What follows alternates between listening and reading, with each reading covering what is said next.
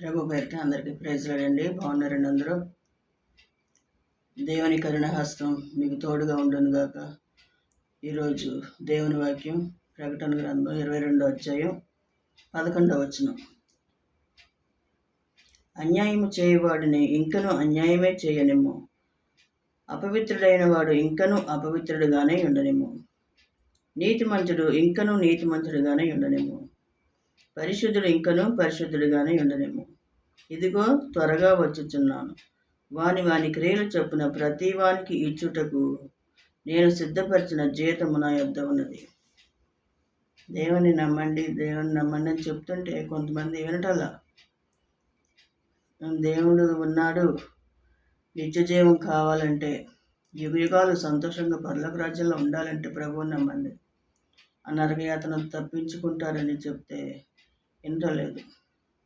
చనిపోయాక ఎవరు చూసామంటున్నారు కొంతమంది. నిత్యరాజ్యంలో ఉండాలంటే ప్రభువుని నమ్మాలమ్మా, బైబిల్ చదవండి తెలుస్తుందని చెప్తున్నా కూడా కొంతమంది నమ్మటం లేదు. యుగాలు దేవుని రాజ్యంలో సంతోషంగా ఉంటాం ఆయన నమ్మితే. దేవుడు ఏం చెప్తున్నాడు? నమ్మిన వారు నమ్ముతారు, నమ్మని వాళ్ళు నమ్మరు. అన్యాయస్తులుగానే ఉండు, నేను నీతిమంతులు కానీ, పరిశుద్ధుని ఇంకొన పరిశుద్ధుని. ఎట్లా ఉండేవాడు అట్లా ఉండేయండి. నేను త్వరగా వస్తున్నాను, వానికి క్రియలు చొప్పున ప్రతి వానికి ఇచ్చుటకు జీతం నా యొద్ద ఉందంటాడు.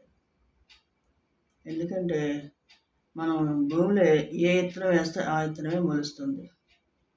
మంచి విత్తనాలు వస్తే మంచి ఫలాలు వస్తాయి.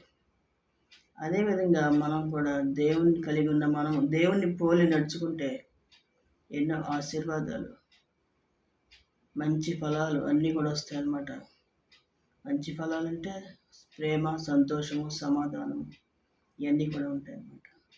దేవుని రాజ్యంలో హ్యాపీగా ఉంటాం మనం ప్రభువుని నమ్మినప్పుడు.